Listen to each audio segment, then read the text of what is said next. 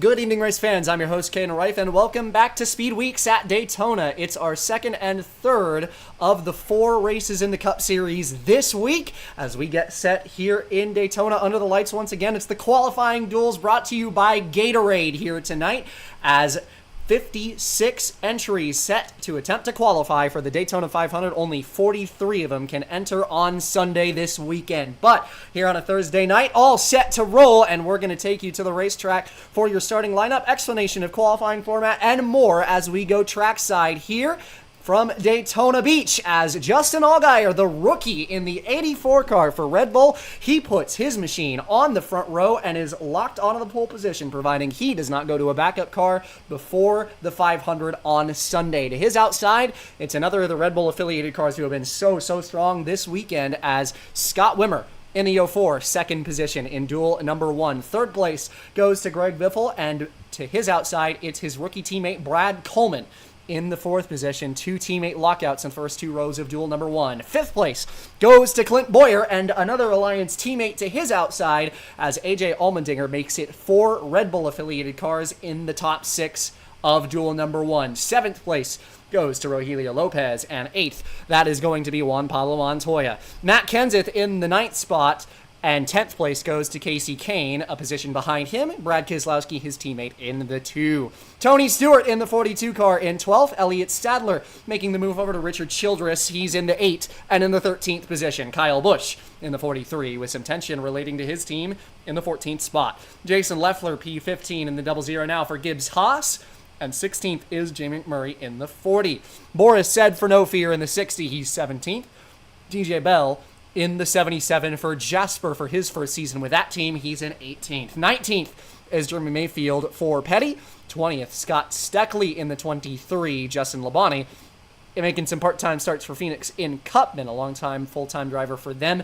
In the Grand National Series, he is 21st. 22nd goes to longtime Grand National staple David Reagan. 23rd is Morgan Shepherd. 24th spot, new team Tommy Baldwin Racing in the 36 entry full-time this year. He's 24th. Joey Logano in the 7 for Germain. He's 25th place. Larry Gunselman is in 26th. For Max Q in the 64. Carl Long, his own car in the 66, 27th. And rounding out the field is Derek Cope for his own entry in the 28th position here in duel number 1. Top 3 racing cars are going to advance to the 500 guaranteed with a 4th potential from either this duel or the next one to qualify in on finishing position, lap time in qualifying, your tiebreaker if they end up in the same spot. But nevertheless, going to take you trackside for the most famous words in motorsports for the first of 2 times here tonight. The command from duel number 1 under the lights in Daytona. Drivers, start your engines. Field comes to life as we get set to roll, and Red Bull bringing some strong race cars here to Speed Weeks. They've been so quick. They were quick in practice, quick in the Bud Shootout, and now quick in Wednesday qualifying for the Daytona 500 as 2 of their cars sit on the front row and an additional 2, 5th and 6th to start in duel number 1. And these Pontiacs have just been so good all weekend. And we saw Wimmer's car in the shootout be arguably the fastest car in that race. Have yet to see this 84 of Allgaier on the racetrack, but we saw Boyer running up front as well for much of that going. This is a manufacturer that has been the one to beat here this weekend. And we'll see what their race pace is like when we get this going, but we're going to have to beat them Pontiac excitement race cars. Of course, we wanted to mention the qualifying format for the Daytona 500. There are 36 cars in the race guaranteed on Sunday, 30 of them on points provisional, and an additional top 6 non-provisional cars on qualifying pace. There are 3 spots in each duel that are up for grabs guaranteed into the show on Sunday based on finishing position in this race. You look through the drivers who are racing for those 3 spots in this duel. Boris said the 60, TJ Bell the 77, the 44 of Mayfield, Labonte in the 1, Reagan the 37, Morgan Shepherd, Reed Sorensen's 36, Logano, Gunselman, Long, and Cope all fighting for 3 spots, an additional 4th will be awarded to the highest finisher of the race in groups who make it into the race on Sunday. But Allgaier, the 84, the rookie up front, professional at these plate tracks, leads us to the green, and we're underway in duel number 1.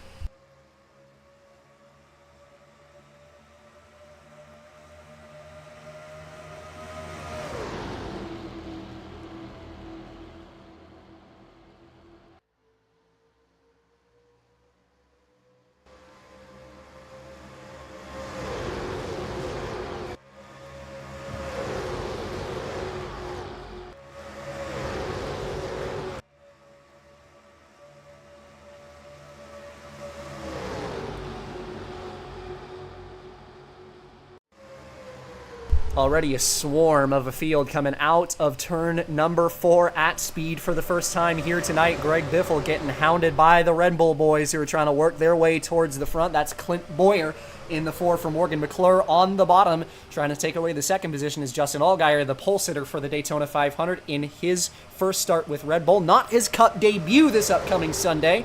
Made a handful of part-time starts back in 2007 for his parent team, Penske, but making his full-time debut in the Cup Series for Red Bull in the 84 this year, and he brings stability at these plate tracks and a lot of knowledge of these places. He has won so many times here and swept at Daytona in 2008 in the Grand National Series last year. Yeah, and I mean, even before he has now entered the Cup Series, I think if you asked a lot of people who the best in the garage was at super speedways, it'd be hard not to bring up Allgaier's name. He has been pretty close to unstoppable at these places, and he just has a knack for, as they said with the late great Dale Sr., seeing the air at these racetracks and being able to understand exactly where he needs to be to get the most out of his race car. And another driver from Grand National last season, running in the second spot in the 99 car, vacated by Casey Mears. That's Rogelio Lopez, and he's going for the lead. Now, it is worth mentioning that it is a rookie party in the Cup Series this year. Of course, Allgaier in the 84 making his full-time debut for Red Bull in the 84 team. Rogelio Lopez getting the call up to drive the 99 this year in the replacement of Casey Mears. And his teammate in the 6 car is Brad Coleman, who came over previously from Aikens, drove a season with Roush 1 a couple of times last year in the Grand National Series as well, and a couple of others that are worth mentioning, of course. You think to drivers like Stephen Light in the 18 for Gibbs. You think of Allmendinger, another teammate of one of the other rookies in the 83 car. He's in this race as well. Denny Hamlin in the 25, and Cale Gale making part-time starts for Competitive Edge as well. There are a lot of young drivers in this series, a lot more than we've seen in years past. And there are going to be a lot of opportunities for a lot of them to make some noise. We've seen some larger rookie classes at times, but it's been a long time since we've seen rookie classes where it's a lot of these top contending teams that are bringing their development projects up to the Cup Series. And there's a lot of promise and a lot of young men entering this Cup Series this year. Yeah, and we also, as well as rookies, have a lot of new faces and new places across the garage area. We see one in second here, Elliott Sadler, who's vacating the number 83 ride for Red Bull. Longtime partnership there. And somebody who I think a lot of people in the garage would say is a truly underrated race car driver. He doesn't necessarily have all the flashy moments to show for it, but he's just such a stable driver and somebody that you can trust to bring home the results week in and week out. And that's what Childress needs in that 8 car. You know, last year we saw Light running after, I believe it was the Talladega weekend when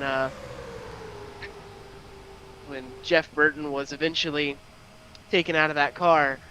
Light did a really good job on that 8 car, but they just needed somebody with a little bit of experience to pilot that car and to be able to stabilize them and keep them at the level that they were at last year. And I think Elliott Sadler is the perfect hire to do that. Yeah, absolutely. As you mentioned, this is a team that needed stability. They had 3 different drivers run races in the 8 car last season, with Fellows making a couple of starts in replacement for Stephen Light at races he could not attend when the Grand National Series, the series he was running full-time in for Gibbs, now a full-time Cup driver in the 18 this year. Had a couple of fill-in races in that 8, of course. Jeff Burton started the year in that car, had some mighty struggles, and Childress finally ran out of patience with him. So it had been a real rough 2008 campaign for Childress as a whole. Not a lot of stability, a lot of questions about the future. And they found a lot of future. They've got two drivers who were teammates last season, and it's a bit of an interesting move. You don't really see that very often for two drivers to leave a team in free agency and head to the same garage in free agency. But Elliott Sadler and Juan Pablo Montoya are two teammates that really liked each other a lot. When you talk to them about their experience with one another, Sadler has a lot of good things to say about Montoya and the fire that he brings to the organizations that he's been a part of. And Juan Pablo Montoya really appreciates the longtime wisdom that Elliott Sadler had been able to bring him when he made his Cup Series debut, when they were teammates for 2 years in 2007 and 2008. So it's not exactly surprising in the sense of the relationship between these two to see them both at Childress this year, and of course both in this race with Montoya a little bit further back in the pack right now.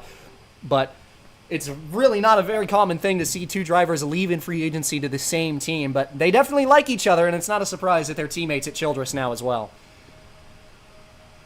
Looking down on this bottom lane, we have quite a few open cars. Seeing Morgan Shepherd, Joey Logano, a rookie driver, and somebody that got a couple of starts last year in the Hendrick 25, but somebody that Hendrick really likes as a prospect. He's very young, obviously, but somebody that showed a lot of promise last season. They just want to get him that experience up at this level and really just see what he can do as far as a speed standpoint goes. We've seen it down in the Grand National Series, just how quick that young man can be. We saw him best some of the very best drivers in that series last season at 18 years old. So certainly a good opportunity to get him behind the wheel of the Great American Race, and we're going to see him in quite a few races this season. I'm excited to see what he can do. Yeah, and one thing that's worth mentioning, going back to your point about the open cars on the bottom here, is that is an unprecedented amount of them in a line down on the inside. I believe that's about 7 cars consecutively that are not guaranteed into this race. Mayfield, the one car of Justin Labonte, Morgan Shepherd, Joey Logano, as you previously mentioned, David Reagan in the 37, Boris Said in the 60, and even back to Reed Sorensen in the 36. Does make it 7 consecutive race-in cars on the inside line, and they're single file behind the 40 of McMurray, who leads this race right now. So currently the top 3, Mayfield, the one of Labonte, who's going to throw a massive block on the veteran Morgan Shepherd down the backstretch here. And Justin Labonte, a driver who's been around in the Grand National Series for a very long time throughout his career. It's been a half a decade or even more that he's been full-time in that series, now making the move up to Cup. Phoenix, partially owned by Terry Labonte after the merger with Labonte Incorporated a couple of years ago. And Justin Labonte making some part-time starts in Cup for the first time since the 14 team was in the Cup Series under the Labonte Incorporated nameplate. Back here in Daytona, and looking like he's got a pretty good car underneath of him right now. And right behind him, I feel like we talk about him a lot every time we come to these super speedways, but it's because he's legitimately really good at them. Morgan Shepherd has been putting on shows, especially here at Daytona, but we see him up front week in and week out at these kinds of racetracks. Don't mind the self-entry. Morgan Shepherd, when he gets out on this racetrack, at these kinds of racetracks, we see him compete at the very front more often than not. It is very impressive what he can do behind the wheel of that 89 on these racetracks. And honestly, if he were to win one of these things, I would not be in the least bit shocked. Yeah, he's been one of the better of these part-time drivers bringing their own packages to these racetracks at the super speedways, and we've seen him lead laps at Daytona in the past. He's going to get taken to the outside here by Boris Said in the 60, who's moving forward in a hurry. But this 89 has been strong in these races multiple times, and again, as you mentioned, not at all a surprise to see him up front here tonight. But getting filtered to the outside, as Boris Said, now is the leading car of the race-in entries here tonight. Scott Steckley, the 23, following him on the bottom. Behind him, Tony Stewart, and McMurray in that 40 car, who is always pretty quick at these super speedways, has led quite a few laps in a row now in the 40, and his teammate 2 rows behind him. 3, with the 23 and the 60, of course.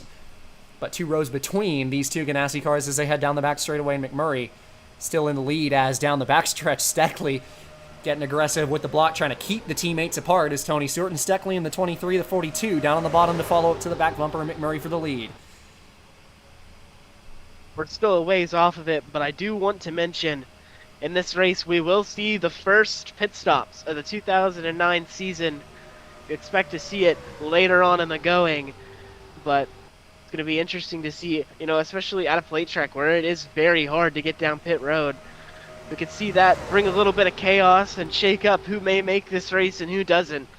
So you don't just have the draft game of putting yourself in the right position. It's also getting down into pit road, getting on and off cleanly, and making sure that you're in that pack that you need to be in to make this race. So a lot still to play for here from Daytona. And again, you're not just focusing on the draft and where to position yourself.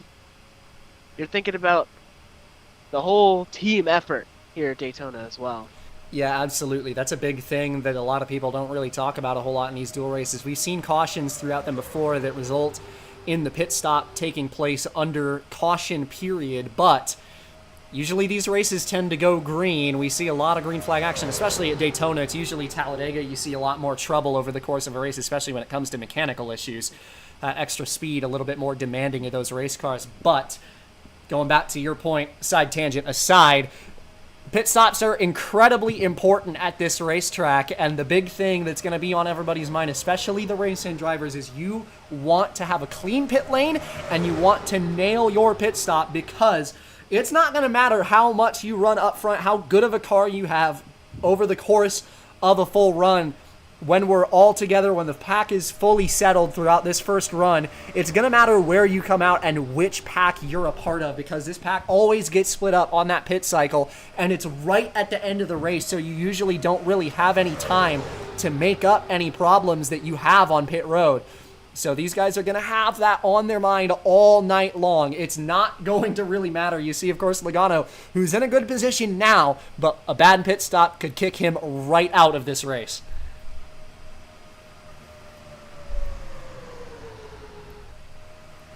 Lap number 16 here from Daytona in duel number 1. Tony Stewart in the 42 car leapfrogged his teammate last time by for the race lead, as McMurray, after a handful of laps led in a row, finally drops out of the top position. 42-16, couple of Fords. Although, again, returning viewers might be a little surprised to see that 42 being a Ford, as well as any of the other Ganassi-affiliated cars. But, as we mentioned back in the Bud Shootout, Ganassi making that garage shifting switch to Ford, trying to go in the right direction in terms of winning a future championship, and they've got the drivers to do it. They just want the equipment to do it too.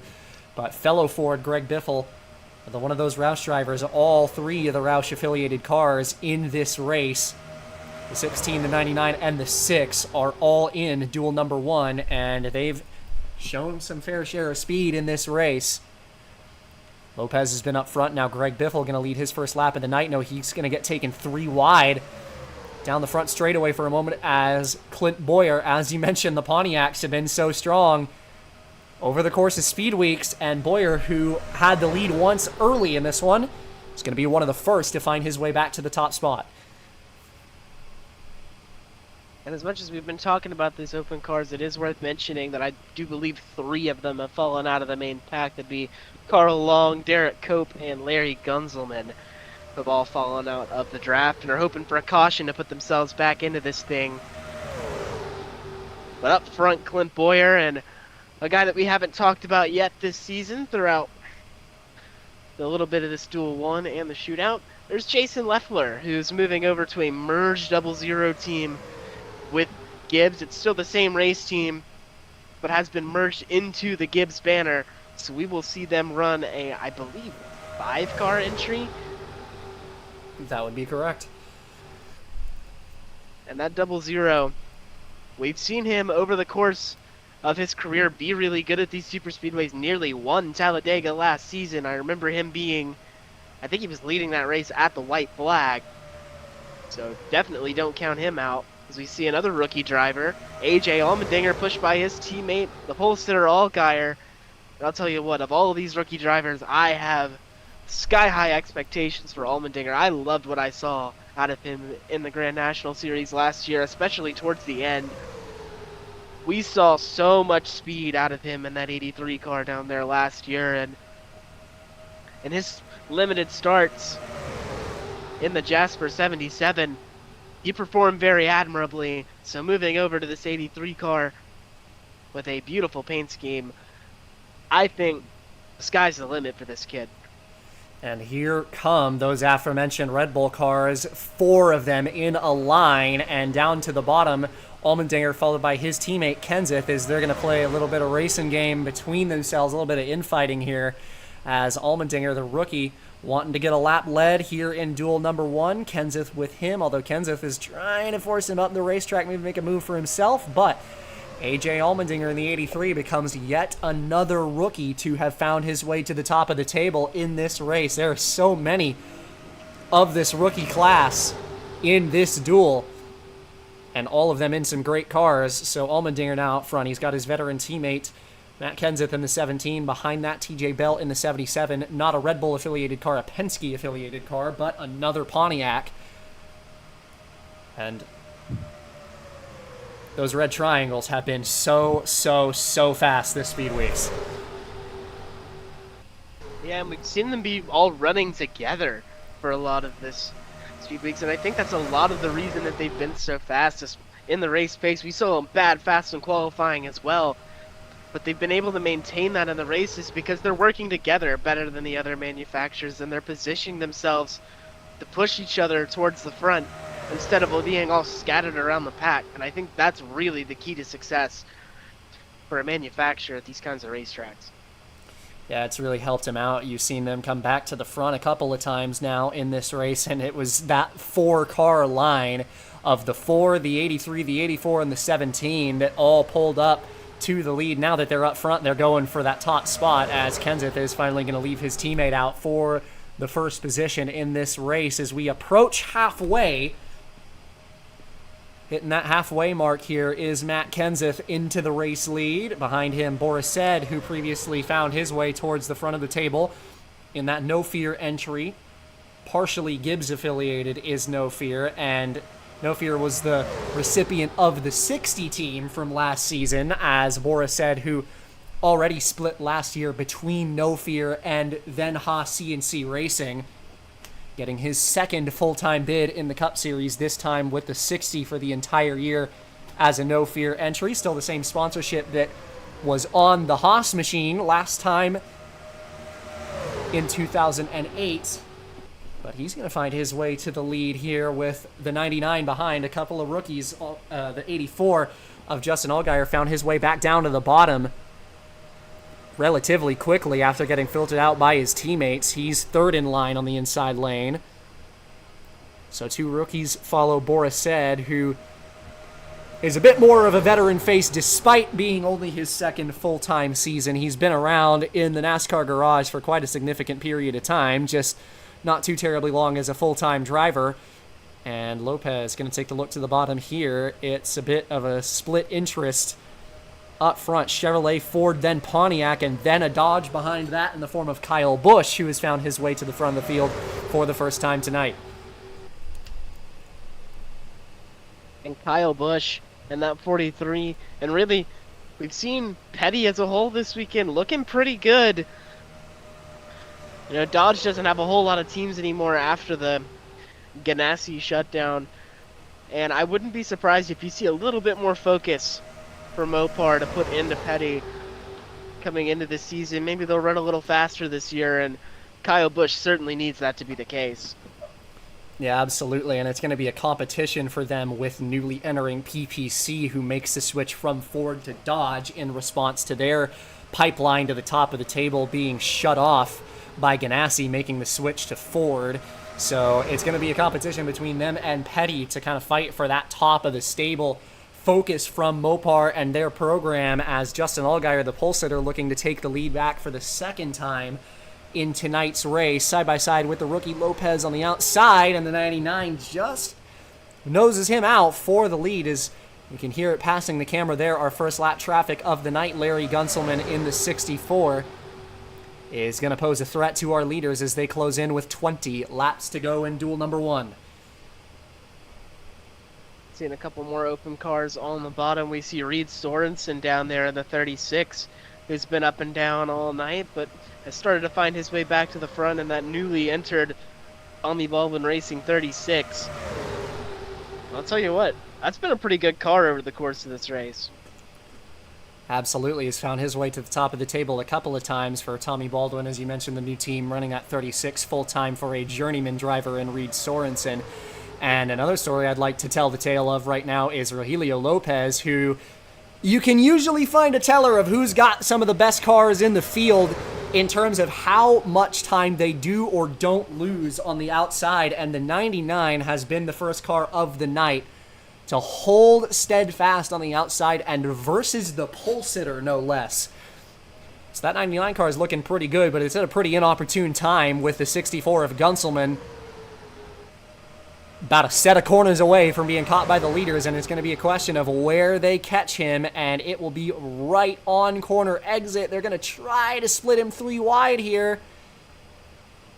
Gunselman right in the middle of the track. As a result of Allgaier showing the nose, and that is going to take the outside lane out for him. Justin Allgaier back to the race lead by the help of the 64. That's going to help this whole bottom lane surge ahead as this outside looks to try to shuffle Gunselman out.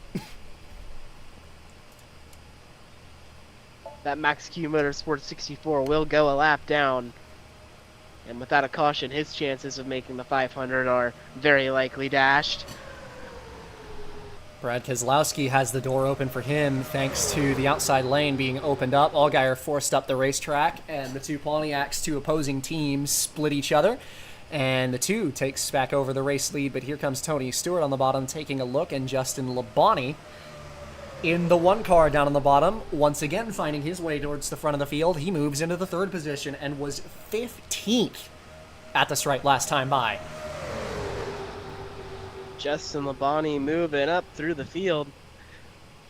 No doubt in aid to the 64 car, but Justin Labonte having a pretty good race here as well. Seen him come up to the front multiple times. We see Stewart going back to the lead, somebody who had the lead previously in this race, followed by, like we said in the shootout, arguably the best super speedway racer in the series, Scott Wimmer in the 04.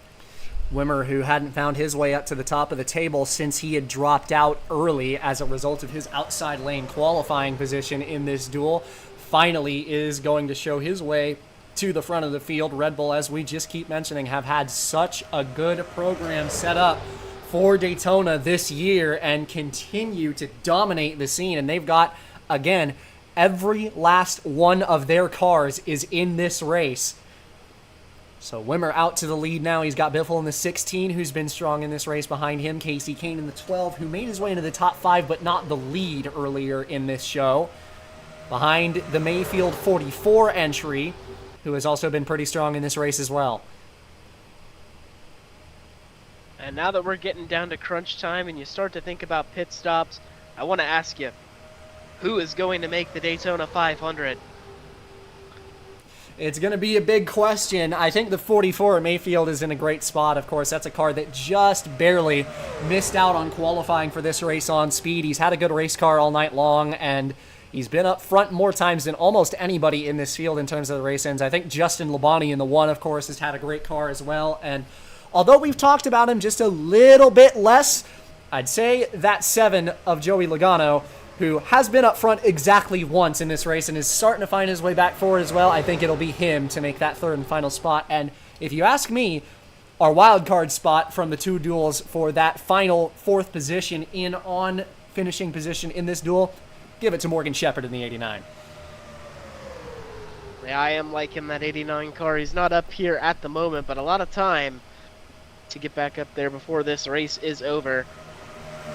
I agree with you on your sentiment on the 44. I think of the open cars, he's definitely had the best one. As far as a wild card goes, I do like the 36 of Sorensen. I think that car has looked pretty good, especially on the bottom lane, looked very stable, has been able to make moves in the draft. I think if he is able to get himself in position, that 36 is more than capable of driving up here and taking that last spot. The one thing I want to mention, going back to the 89 of Morgan Shepherd, who's down there on the inside line, the most important thing for the pit cycle that's pending for these guys at these plate tracks is being up front so you don't end up losing time. And worse still, if a driver pits from the outside line, you don't have to hit the brakes while staying on the racetrack. And Morgan Shepherd has found his way back down to the inside lane, and other than Logano, is the only car on the inside lane. Well, now the 37 of David Reagan and the 60 of Boris Said, the open cars who have found their way down to the bottom. And right there, Joey Logano is going to get filtered to the outside. I think Morgan Shepherd is in a pretty good spot to be at the front of the field when this pit cycle starts. It's going to be right at the end of this race. Usually we see that pit cycle in the duel. These guys want to stretch their fuel as long as they can so they can have as short of a stop as possible at the end. I would expect to see all of this field come in right around the 5 to go mark, maybe even less than that, but they will pit. We always see that at this racetrack. So Morgan Shepherd in the 89 and maybe even the 37 and the 60 back behind him are in a pretty good spot to be right at the front of this pack right when that cycle starts. Seeing this bottom lane surge ahead, and somebody that we haven't really talked about in this whole speed week so far leading this race, Casey Kane in the 12 car. He's about to lose that lead, but brand new paint scheme for him. Saw him racing the shootout. I wouldn't say a non-factor, but wasn't really in the conversation for the win, but leading his first laps of the weekend. And one driver I would like to mention that, although we did mention him more in the Bud shootout than the 12 team, the 31 is a driver that had not found his way to the front of the field even once tonight. Finally, with 11 laps to go, gets his first lap led on the evening, but quickly going to lose it. I don't think that the 31 car is really where they want to be on setup right now, given that they've been in the back half of the field for quite a lot of this race, and it's growing pains for Montoya, of course, making the switch over to Childress from Red Bull last year, so trying to get used to the new team, the new environment. Of course, he's got his veteran teammate Sadler with him to make that transition easier, but maybe not quite on the right position in terms of where they want their car to handle this weekend. They've got a lot of time to work on it, and this is a great test session. You can always get all that practice, but it's never going to be a real race situation, and that contrast is no farther apart than it is at a plate race like Daytona. So I'm sure this is valuable data for the 31 team to maybe come back a little bit stronger on Sunday. And up front now, another rookie driver, Brad Coleman in the 6 car, who had a very admirable Grand National season last year. He started off the year really hot with 3 straight wins. Cooled off a little bit towards the midsection of the year, and then towards the end started to heat up again. Saw him up front a little bit more, and seeing that, it's always nice to see that 6 car on the racetrack for Roush, such an iconic number. And for Coleman, I think he has a good chance to do a lot of good things this year. Yeah, just another one of that long line of promising rookies, and 2 of them on Roush, who were both teammates in the Grand National Series last season, and both had some great success together, really didn't ever have any run-ins with each other. They really liked being teammates last year. It's another duo that's moving up in the ranks and finding their way to the top of the table. And Coleman, who, of course, as you mentioned, 3 consecutive wins. That's not something that a lot of people have ever done in NASCAR, period. So really impressive run for Coleman. Last season had a very competitive season. While his teammate was competing for the championship, he was still up there in the standings. And on the bottom lane, there you see it, Morgan Shepherd in the 89 is going to lead the first group of hitters in, and he had a perfectly clean entry in the 89. Yeah, and that is huge for him to be the first car to get down on the pit road. That is going to be huge. And it's really going to matter how many cars jump down pit road at any given time. You don't want to be there alone, but that was a gaggle of cars there. And the big thing is that cost every single other race-in car on the track time. There was not a single car that is not into the race guaranteed that missed that checkup by that group coming into pit road. Every last one of them is in this secondary pack now. So that's really going to play to the benefit of Morgan Shepherd, who executed that pit stop perfectly, and that's something that only experience can get you. And it was an even more beautiful pit stop as he stays in front of everybody he pit in with. Yeah, I mean, that is job well done from the 89 team, and I think provided a caution does not come out, that should, in all likelihood, net him into the Daytona 500. The only other car that is a member of this pack that is a race in is the 77 of TJ Bell, who did make a pretty clean pit stop and should remain in the draft here. But it's going to be a matter of how this next pit cycle goes for everybody else. There you see the 23 of Steckley leading the next group off of pit road as more leaders look to hit pit lane this time. And AJ Allmendinger is going to be the only member of this top 5 that goes around in extra time, but he is going to have some draft assistance from his teammate, the 84 of Justin Allgaier, who has already made his pit stop. So not a terrible move for AJ Allmendinger here. We've talked about it, in matter of fact, last year in the duels. We saw a couple of drivers who stayed out very long all by themselves at the front, and it cost them a lot of time, but Allmendinger is in a pretty solid position right now. Though, actually, tell you what, think he might be running out of fuel down the backstretch here. Yeah, I think he might be. Yeah, you see the 8 car and the 44 behind him gaining rapidly. This 83 might be out of gas. I think he is. And these are 2 drivers that are going to have to come back to pit road with him, so they're going to get checked up coming out of turn 4. But yeah, Allmendinger, costly error. Believed they had enough fuel to get around one more time, ended up sputtering out as we watch the race that for really the lead. hurts. That really hurts the 44 of Mayfield, who was stuck behind that as a racing car. That could be a killer for him. Here comes the rest of the pack. Morgan Shepherd in the 89 is just squeaking by that 6 of Brad Coleman, who rejoins the racetrack. The 77, another racing car behind him. Again, they are the only 2 racing cars who are in this pack right now. So the race is going to be for the 3rd and potential 4th position as we take 5 to go. Rogelio Lopez, the current leader, as he sits in front of the rest of the pack. That was a disastrous pit stop for Allmendinger, who lost so much time. Of course, doesn't have to worry about making it into the race. But going to have a rough starting position for the 500 on Sunday as he drops down the order. Meanwhile, Lopez going around the 8 and the 44, who aren't getting off of pit road too slow. And Mayfield going to get on the track right as Steckley goes around the 12. They're going to find their way around his outside, although, man, the 00. Jason Leffler almost got chopped into the wall by the 17 of Kenseth there. That checks everybody up. That is a lucky break. And exactly 3 racing cars are in this lead pack. And this could be the difference here between who makes the race and who doesn't. Still see Rogelio Lopez up front. I'm not sure these guys are going to catch him before the end of this race. And what a race car that 99 has underneath him.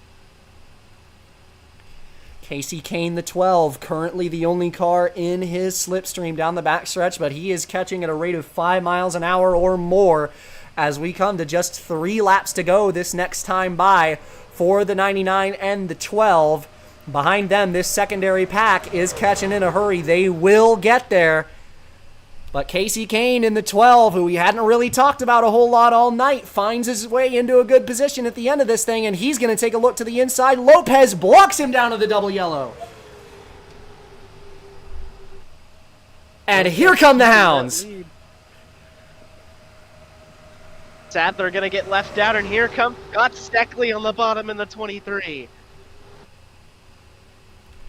Steckley down to the inside lane. Kane on the back bumper of the 99, down the back straightaway. Is it going to be the 12 that finds the way to the bottom first? That 99 has been so strong. Instead, it's Scott Steckley, who's still coming through with a head of steam and finds his way all the way to the 2nd position for Bill Davis. He's got the 17 of Kenseth behind him, trying to push him to just 2 laps to go.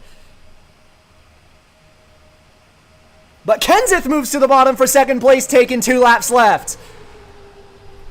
Making that move, and look at Jeremy Mayfield behind the open car in the 44. He's had a good car all night. He's going to be in the contention for the win here. But right now, it's all happening behind Lopez up front, who has had such a strong car all night. They're going to have to shuffle him out. Are they going to be able to shuffle out the rookie? Made just a handful of starts in the 6 for Roush last year, full-time in the 99 this year. Kenseth has no move down into turns 3 and 4. This time by, they'll be taking the white flag. It'll be 1 more to go from Daytona in duel number 1. And it's just looking for a little bit of an opening down here into the tri-oval. Not able to do it. Here comes Coleman for the third spot. Down the front stretch. And into turn number 1. Kenseth filtered to the outside by the teammate of the 99. Here comes the 6 of Brad Coleman down to the inside line. Does he have anything for his teammate Lopez down the backstretch? 3 Fords in a line. Coleman down to the outside lane. Lopez trying to block down low. Here comes McMurray with help from Kyle Busch, and here they come into 3 and 4 for the final time. And it's been all Lopez out front. Nobody's been able to make a move on it. McMurray is now here on the bottom lane. Somebody's so good at these super speedway racetracks. Is he going to have an opportunity? I don't think he will. Lopez blocks, and he holds on. The rookie wins in duel number 1. McMurray up to second place. Kyle Busch in third. Sadler in fourth. And fifth place belonging to the Roush teammate of the 99, Brad Coleman. And the 3 open cars in this pack are indeed the ones to go through to the Daytona 500. Mayfield. Excellent job. TJ Bell, Morgan Shepherd, and the best finisher outside of that top 3 is Boris Said in 14th. Will be his bid for the wild card 43rd and final entry into the Daytona 500, but it's Lopez with that race car that was motoring on the outside earlier in this race, and he holds everybody off to win duel number 1.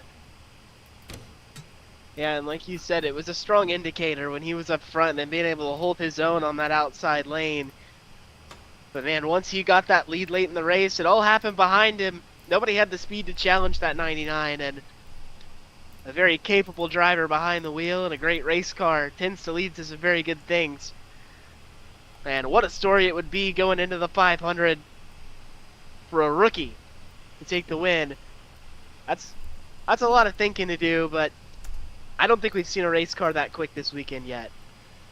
Lopez in the 99. It was all Pontiacs in the first half of this race, but the Fords come out in droves at the end of it in duel number 1, and it is a blue oval 1-2 with the Roush 99 and the newly anointed 40 for Ganassi. Their first top run for Ford here tonight as McMurray comes home in second, but it's the 99 of Lopez who wins it in duel number 1. Coming your way in just a couple of minutes. It'll be duel number 2. 40 minutes of racing down. We still got 40 more to go. We're going to take you to duel number 2 in just a moment. It's NASCAR on ESPN, and we'll be back in just a moment.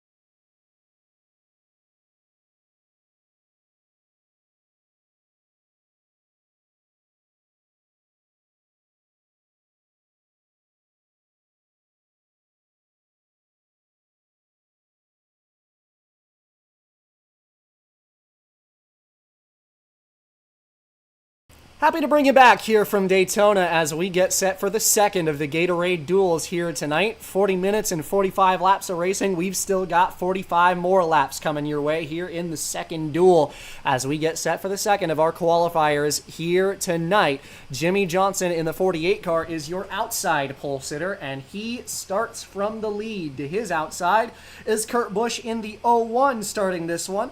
Third position, Marcos Ambrose, new face in a new place. He's third with his teammate Denny Hamlin to his outside in the fourth position. Behind him, another teammate. That's Jeff Gordon in fifth to make it all four Hendrick cars starting in the top five in duel number 2. Shane Meal in the 47. He's in the sixth position in the Waffle House 47.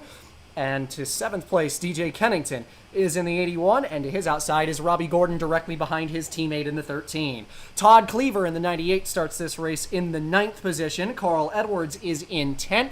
11th, JJ Yaley, and Scott Riggs, his teammate, to his outside. 13th place is Eric Norris in the 51, and congratulations to him in the 51 team for the first time in 3 years qualifying into this race on speed here tonight. Dale Earnhardt Jr., the Bud Shootout winner, he's in the 14th spot in the 88. Mark Martin in the 06 for No Fear, he's in 15th, the first of your race in. Stephen Light, the rookie in the 18 car, he is in the 16th spot. 17th is Michael Waltrip for his own entry in the 55. Casey Mears, 18th in the 28 for Yates. 19th is Kevin Harvick in the 20, and 20th spot is Travis Kvapil in the number 49 for BAM. 21st, Ricky Hendrick with David Gilliland making his debut in the 34. 23rd, is the 38 of Ryan Newman. 24th to his outside, John Wood in the 21 for Wood Brothers. Andy Lally is in 25th. 26th place goes to Tim Fado in the 08 team. Dexter Bean making his Cup Series debut in the 15. And Norm Benning making his as well in 28th in the number 9.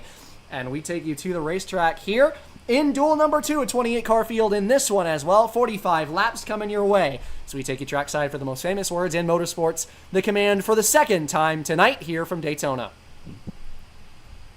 Drivers, start your engines! Field comes to life as we get set to roll with 45 more laps coming your way in duel number 2. Jimmy Johnson, the 48 car, is going to be your leader from the outside pole, continuing his strong momentum for his entire career, of course, but he's been very prolific at qualifying at this exact racetrack in the past, has been a pole sitter in this race before, and now to his outside, Kurt Busch in the 01 in the Ford 4 Ganassi. So a lot of teammates in this duel. We see a lot of teammates in this one as all of the Hendrick cars with such a strong qualifying. They're all in the top 5 in duel 2. We see all of the Gibbs cars as well, both of the PPC cars, and all of the Yates cars as well. So it's going to be a teammate game here tonight in duel number 2. It's going to be a fun one to watch to see these guys work together, and you could argue there are so many teammates that these guys can afford to work against each other and race hard for the lead here in this one.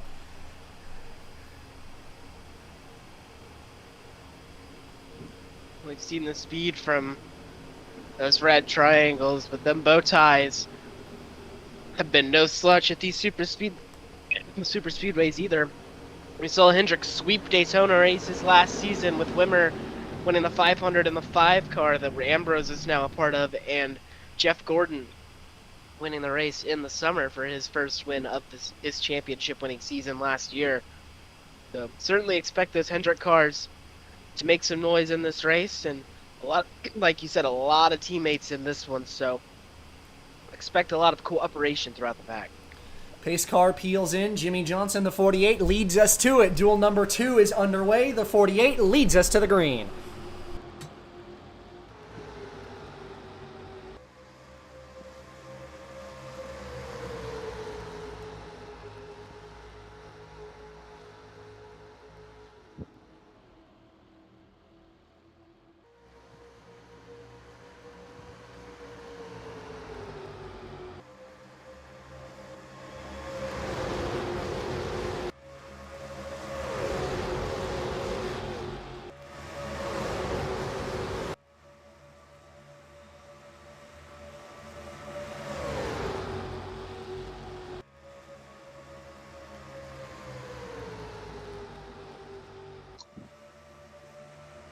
Jimmy Johnson in the 48 and the Hendrick boys lightning fast out of the gate, and it is the 48 who continues the trend so far this Speed Weeks in contrast to last season. Every single pole sitter in the 3 races so far have led the opening lap. Jimmy Johnson keeps that trend going. He's got his 3 teammates in a line behind him, 48, 524, back to the first non-Hendrick car, DJ Kennington in the 4th position, and Todd Cleaver rounds out your top 5.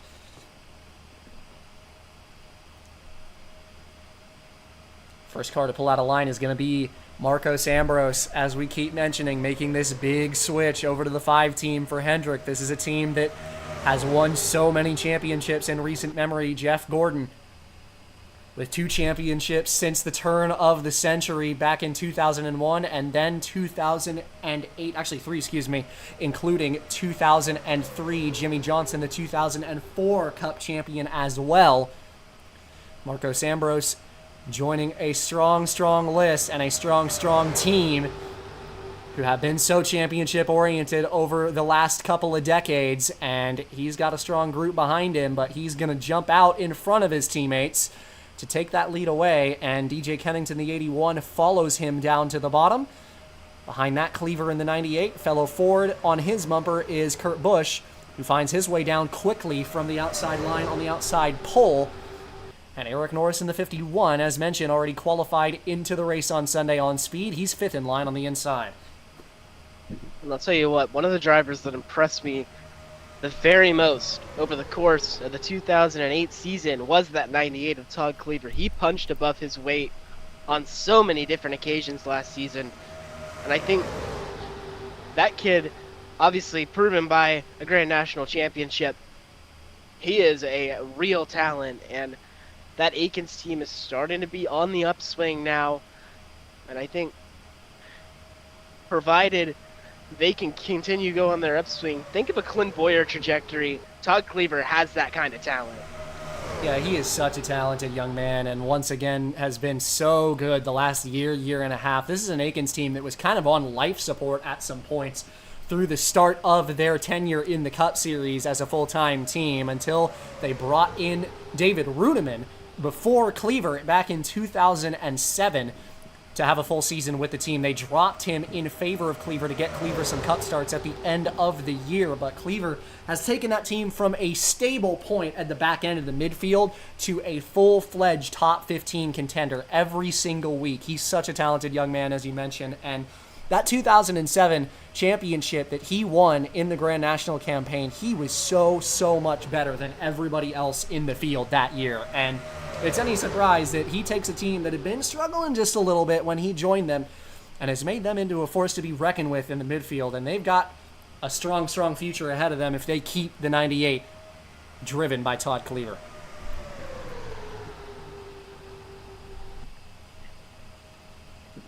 Ambrose led a couple of laps in a row already in the 5 as he sits in first in front of Kurt Busch in the 01.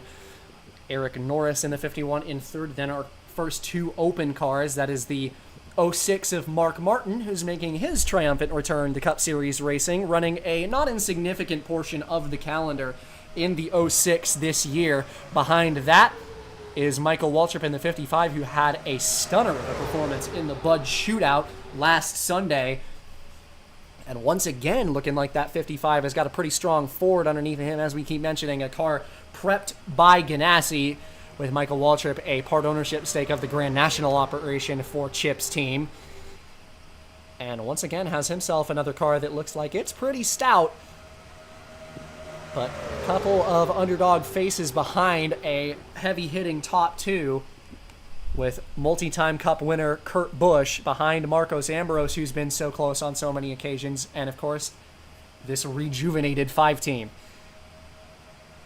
And Busch is going to make the jump to the bottom, and his Alliance teammate, the 55 of Waltrip, is going to follow him down to the inside lane. So 2 Ganassi Fords take to the bottom. Not a lot of manufacturer allegiance on the outside. Ambrose has got an ex-Chevrolet, now Dodge team in Competitive Edge, who saw the vacancy left by Ganassi and were one of the 2 major teams that made a swap over to the Ram stable to take over for that departure.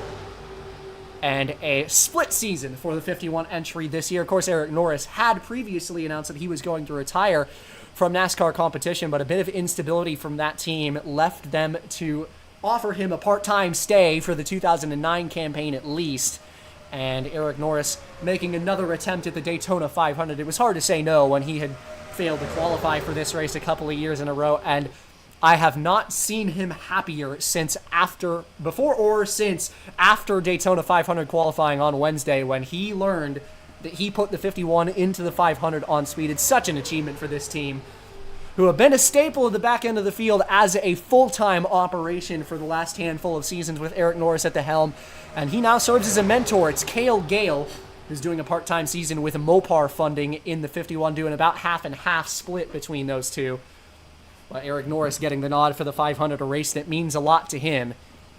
And in what could be his, for real this time, final trip around in the NASCAR Cup Series, running part-time and getting that start in the Daytona 500 on Sunday. And talking about a guy looking to make a start in the Daytona 500, a car that has been so fast throughout this weekend, much to the surprise of everybody, Michael Waltrip, the 2001 Daytona 500 winner. What an unbelievable car that 55 has had this weekend, and a driver that knows his way around these super speedways. But this 55 team, they're an open car, but you wouldn't know it by how fast that they've been. Really the shocker of the weekend. Yeah, this is a man that, as you mentioned, he knows his way around these plate tracks. He is an ex-Daytona 500 winner, a single-time winner back in 2001. Winning this race in the past, and he has had just such a good car. Ganassi have, as a whole, have been very, very quick over the course of speed weeks. The 42 and 40 in Duel 1, we saw them run up front pretty extensively. McMurray was one of the only cars that led a handful of laps in a row. Tony Stewart did the same, and Kurt Busch in the 01 with the fourth fastest qualifying time, starting in the second position in this duel, has been up front since the drop of the green, stuck on the outside right now, but still with a quick car. And Waltrip in the 55 as well, so quick in the Bud shootout. And though he's not in the 500 on speed, he's got a great car and probably the best car of the open field drivers. And it helps that he had that practice session back last Sunday, also called the Bud shootout, that really helped him learn that he had a great car to begin with, that he was going to have some speed coming into the duels and have a pretty good shot at making this race. And we're going to see him at all the super speedways this year, and it would not surprise me to see him qualify for every last one of them in that 55. Here's a friendly face up front. Casey Mears in the 28 last year in the 99 for Roush. This year loaned over by Roush to head the Yates in the 28 car that has really desperately been in need of a stabilizer, and this is a man that can do it. Casey Mears over to that 28 entry this year with his first career win coming at Chicagoland last year. He's been so fast, and this is a driver that this team needs for sure.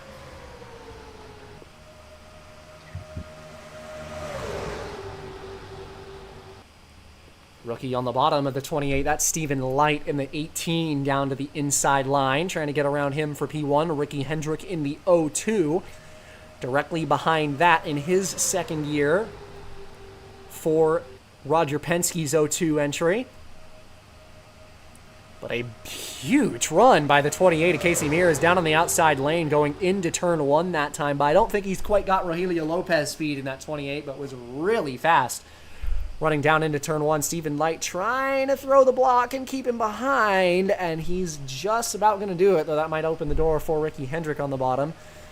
Not quite this time. Just one car is out of the draft. No, pardon me, 2, 3 even. Dexter Bean, David Gilliland, and Norm Benning, the 3 cars currently not in the lead pack.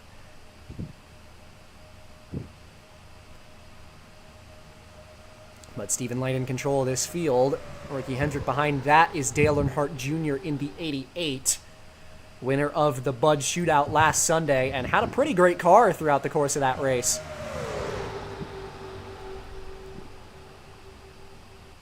And when you talk to Dale Jr. after that race win, said it may seem insignificant because it's not a points race, but that win meant more than you could ever imagine for a man that had not won a race. aside from a dual win in, I believe, 2005, since the 2002 season. Victories have not been easy to come by for Dale Earnhardt Jr. And just being able to get the monkey off his back and visit victory lane and get a trophy, that was a really big deal for him. And I think he's entering the Daytona 500 with more confidence than ever that maybe something will go his way. Couple of open cars behind him. That is the 49 of Travis Kvapil and the 21 of John Wood. Then you have the 57. That's Scott Riggs, rounding out the top 5 on the inside, though, of course, that 57, obviously, qualified into this race on points provisional after last year. And here comes Dale Earnhardt Jr. down to the inside versus Stephen Light, and he takes the whole inside line with him as the 88 once again back to the lead here in Daytona. And there's that rookie inexperience and wanting to shuffle that rookie driver out because you don't know what they're going to look like in the pack. And back Light goes from the lead. And how about Travis Kvapil up here in second in that 49 car for BAM Racing? A team that has been a steady back-of-the-field contender that's able to qualify into races. But you don't really see him up here, even at these super speedway racetracks. I don't think we talk about him very often, but Travis Kvapil giving him a run up there at the front of the field, and a huge block from Kvapil down to Wood, down to Riggs, and Kvapil's going to take the lead. Travis Kvapil taking no prisoners through a massive block on John Wood, making the return to his family team this year in the 21. Already had to cut down in front of him to follow Dale Jr. out to the lead. And this time is going to take away that top spot, puts the BAM 49 in first, does Travis Kvapil. And a fellow Dodge going to join him as 57 of Riggs. We talk about the switch of Ganassi from Dodge to Ford. PPC with both of their entrants in this race. And here comes Scott Riggs down to the bottom trying to take away the lead. This is a team that's a pretty notable team. They've been a contender for top 10s pretty regularly. J.J. Yaley had 10 of them last year in that 10 car. This is a competitive team making a swap over to Dodge from Ford to fill that vacancy from Ganassi. And despite the fact that Dodge, we talked about the engine program struggles and the struggles with reliability, that doesn't mean they are a slow OEM. And Scott Riggs and J.J. Yaley making the move over to Dodge, this could prove very fruitful for that team.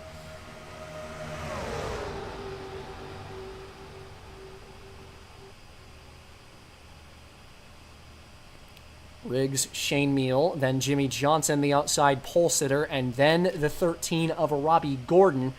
Two teammates going down to the bottom. And we've seen a lot of this, a lot more of it than we did see in duel number 1, where the leader gets shuffled out by everybody. Usually you see a couple of cars sticking on that outside. But this time Shane Meal in the 47. New color is on the hood of that 47 with some Waffle House sponsorship this year, but same team as they complete that mentioned many a time. We mentioned that merger between them and Innovative and Ginn going into the 2009 season, and he's got his teammate 2 rows behind, the 13 of Robbie Gordon, as Shane Meal going around the outside of the lap car, Norm Benning. Jimmy Johnson tried to maybe find a way down to the bottom, but Shane Meal using him as a pick excellently, and Norm didn't really like Jimmy driving up on his back bumper like that. Throws a bit of a block, and Shane Meal checks out.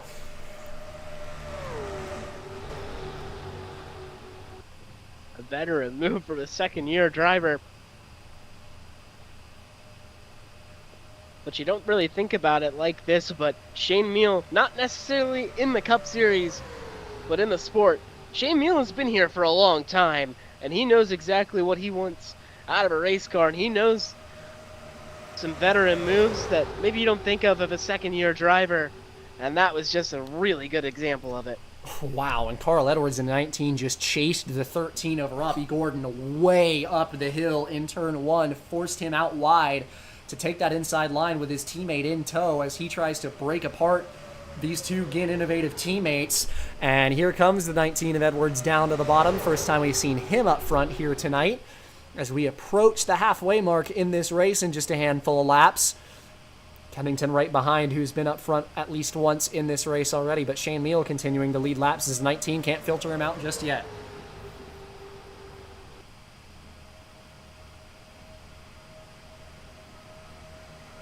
Taking a look off into turn 1, similar to the move he pulled on the 13 of Robbie Gordon, but didn't quite have the run for it. So they stay in line. 4 race-in cars are in a line down on the bottom now. The 06 of Mark Martin, who, as we mentioned, making his return to the Cup Series here today as he races in the 06 for No Fear, affiliated with Gibbs loosely, and doing a full-time Grand National Series season this year for Kevin Harvick's team down in the 77 entry. But as mentioned, doing the majority of the Cup Series season in the 06, or at least a fairly significant portion of it. He's going to be splitting this ride with the Gibbs prospect Ryan Hemphill, the defending Grand National Series champion. So I would expect to see this 06 get quite a lot of action in the Cup Series. Behind that, you have the 08 of Tim Fedua. And those two other race-in cars getting split up just a little bit. You see up on that outside, Michael Waltrip gets filtered to the top. But Mark Martin finds himself in a good position here in the 3rd spot now.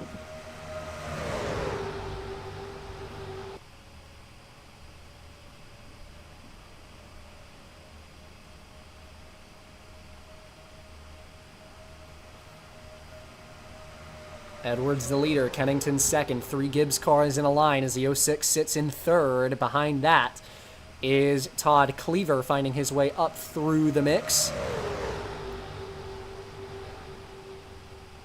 Robbie Gordon rounds out the top 5 now as he gets around his teammate on the bottom. Tim Fedua found a gap back to the inside in the 08, staying there.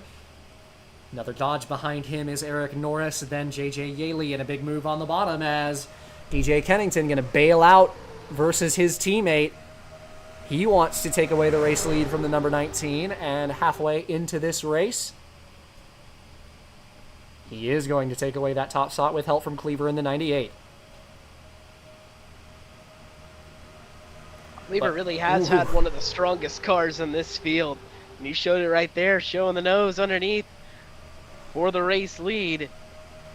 That 98 is really quick. We've seen the Fords really be strong as the runs go on at these racetracks. And especially this weekend, Ford's got some rocket ships, and that 98 is no exception. 98 back to the lead. Behind him, the 2-Gin Innovative car is going to split him out. Here comes the 13 of Robbie Gordon. Another lap car up the road, one of the 3 aforementioned cars that had lost the draft early in this race. That's David Gilliland for Front Row Motorsports in a 34. Kevin Harvick has also ran into some trouble. He's behind 2 of the slower cars in this field right now as the 49 and 71 have held him up, though just about held on to this draft. But Robbie Gordon in the 13, one of the big free agent moves that we've talked quite extensively about. Moving over to Gin's team in the 13 and trying to go to the outside here of Gilliland down the backstretch. He's going to do just that. His teammate gets stuck behind. And Robbie Gordon around the outside holds on to the race lead. A veteran move from the 13 car. So now both of the Gin Innovative boys have used a lap car as a pick in this one. And both Gin Innovative boys look to have some of the fastest cars in this field. 47 especially. This is the first time Robbie Gordon's been up front in this race, but taking a big gamble with this 13 team to move over.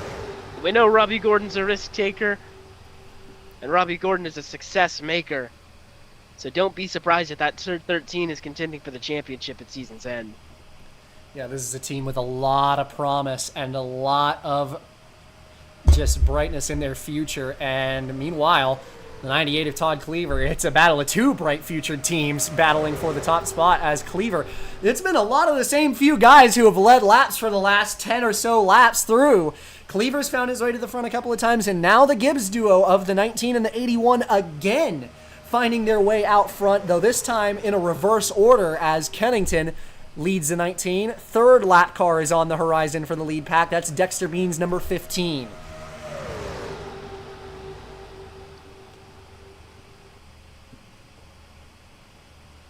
When you look down the order, you definitely got to think that the Hendrick guys who qualified so strong for this race were on a more qualifying heavy setup because they have not been quite as fast in the race.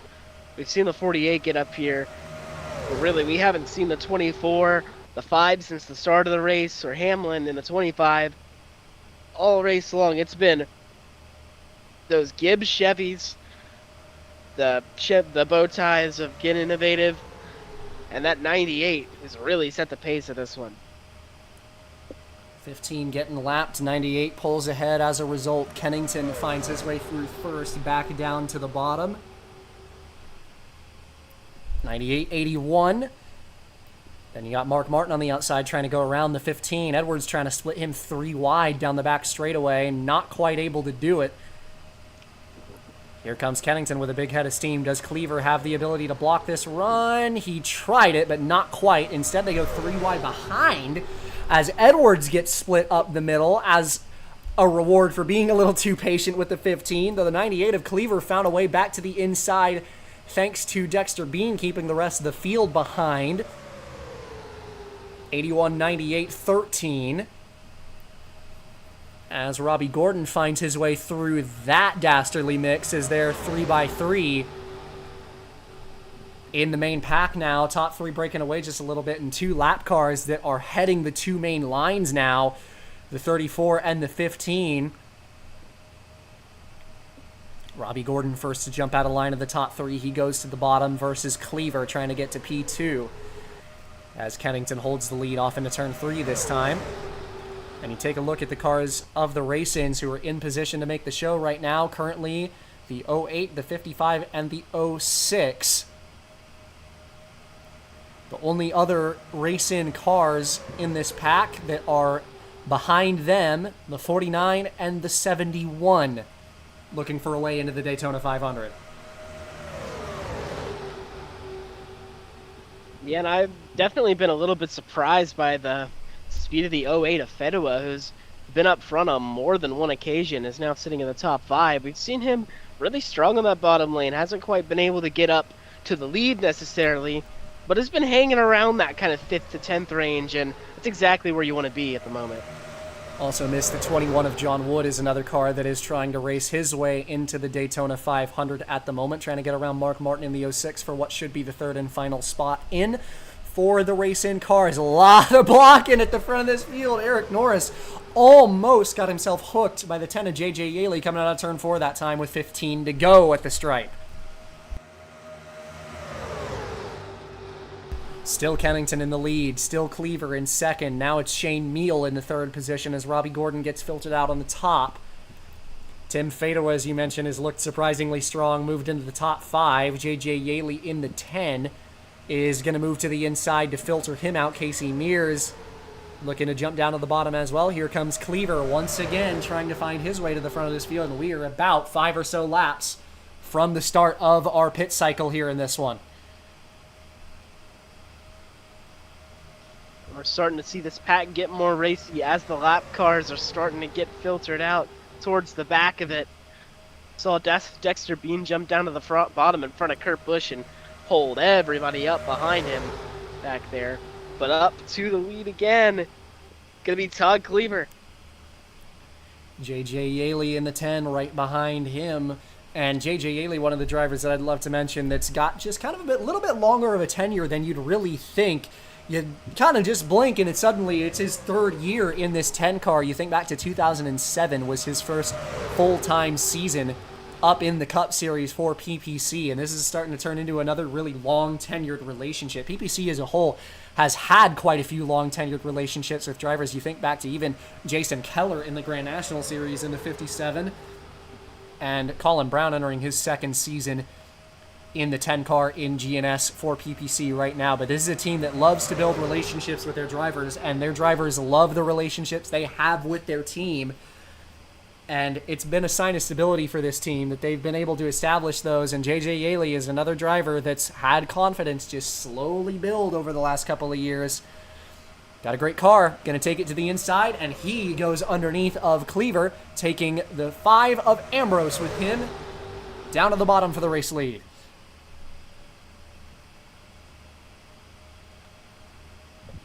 Don't look now. Michael Waltrip in the 55 has once again found his way back up to the top of the table.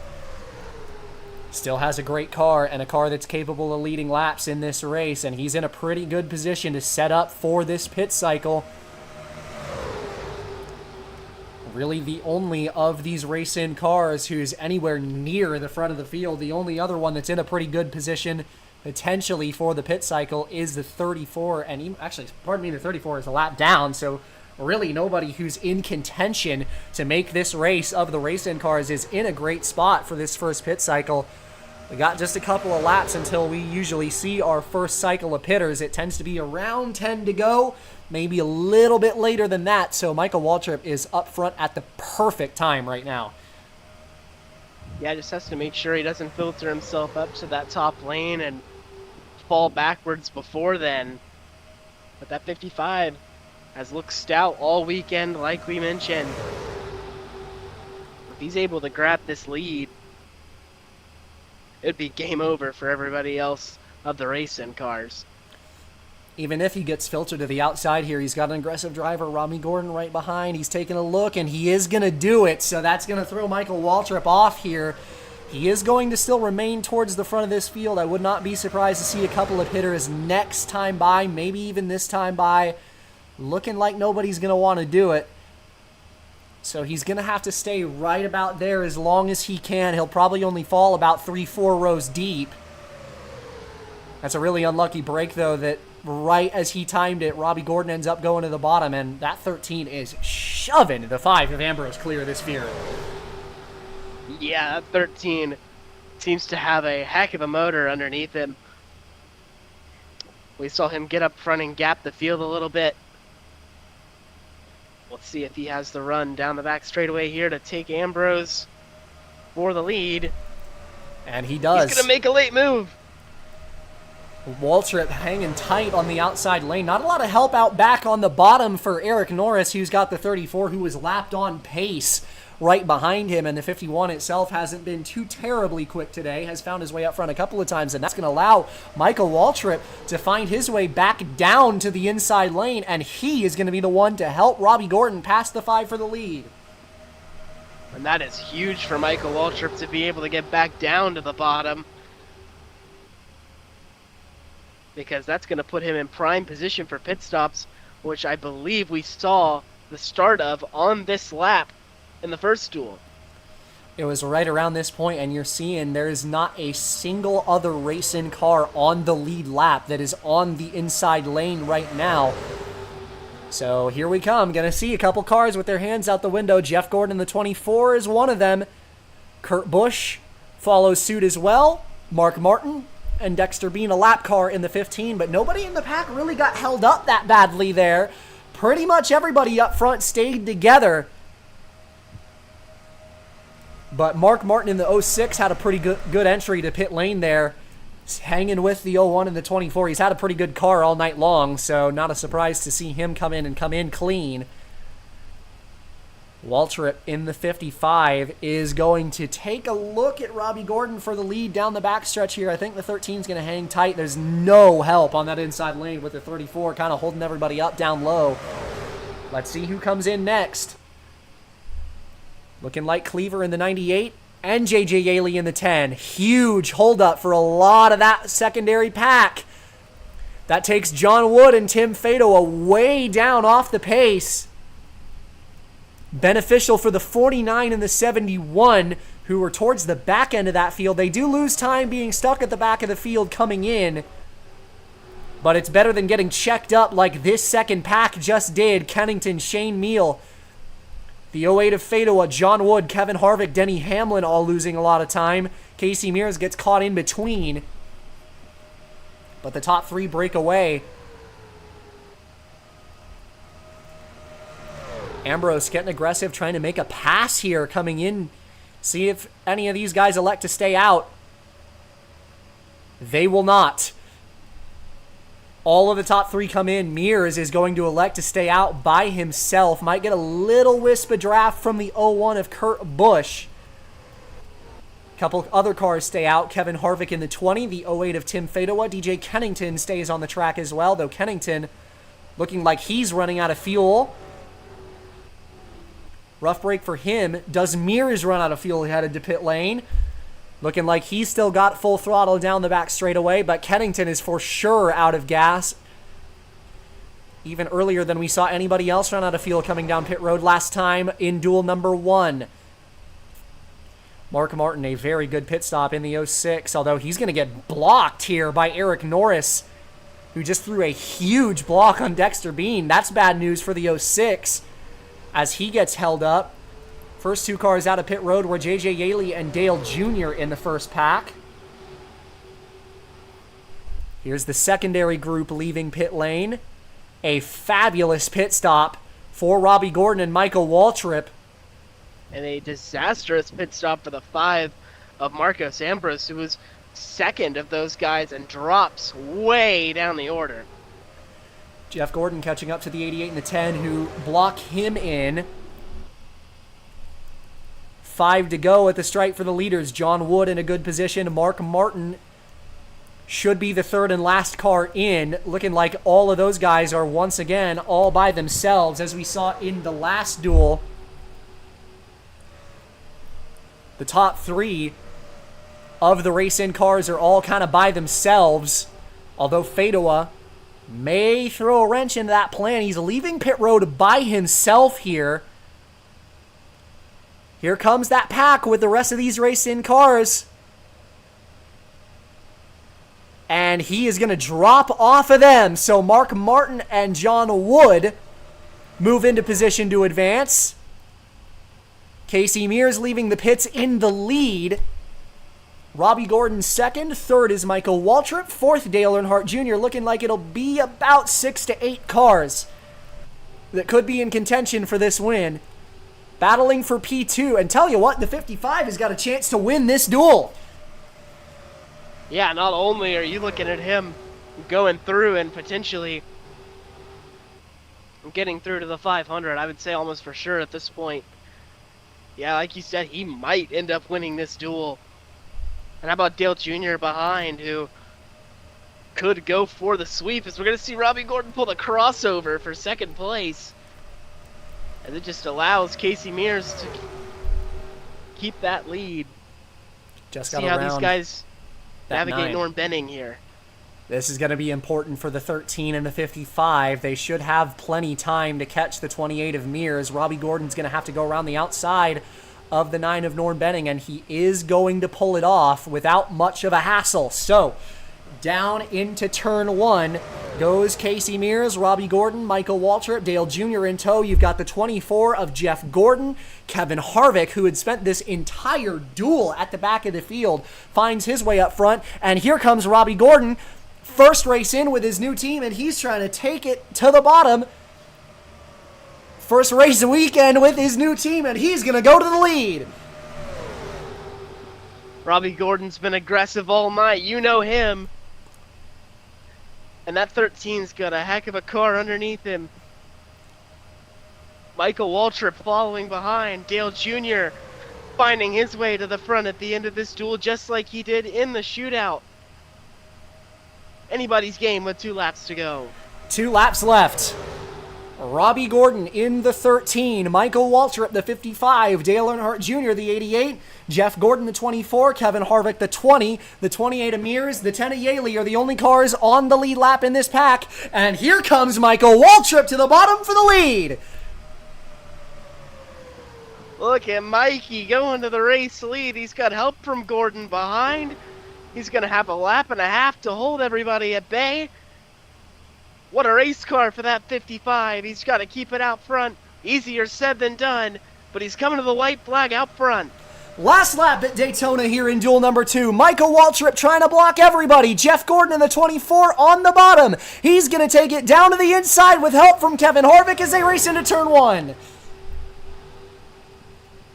Let's see if Harvick has an opportunity to go for the race win here, or if Mears is going to try to make a move behind him. Here comes Harvick. Harvick, help from Mears. Jeff Gordon, a shout from the 55. They almost go 3 wide behind, and that's going to allow the 24. Trying to stay clear, he does. Down into turn 3 and 4 for the final time. Jeff Gordon, the defending series champion, with the lead coming out of turn 4. Harvick trying to get to his back bumper. Here they come to the stripe. Nobody's got anything for the 24. Jeff Gordon steals the dual win at Daytona. We didn't talk about him all day, and there he was at the very end. Jeff Gordon, a super speedway maestro as of recent, takes the Duel 2 victory. And heartbreak for Michael Waltrip, but he is going to put himself in the show with an incredibly good race car. What a story for that 55 team. Michael Waltrip in the race, John Wood and Mark Martin in the race. And as you look further down the order, it will be Boris Said in the 60 car with his 14th place finish in duel number 1 that earns the 43rd and final starting spot for the Daytona 500. That doesn't mean he will start 43rd, but he is in the show on Sunday. And a great night of racing we saw here on this Thursday night. Next up on the slate will be Grand National at Daytona. But Jeff Gordon steals one late in Duel 2, putting himself in the right place at the right time. And a bow tie 1-2, Hendrick and Gibbs.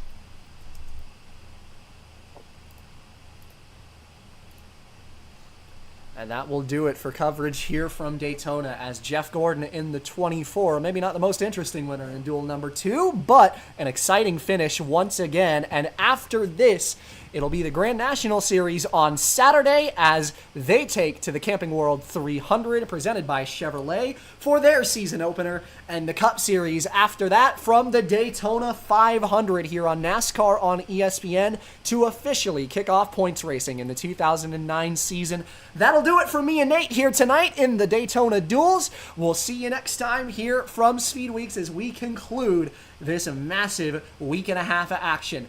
We'll catch you next time, and as always, have yourself a good one.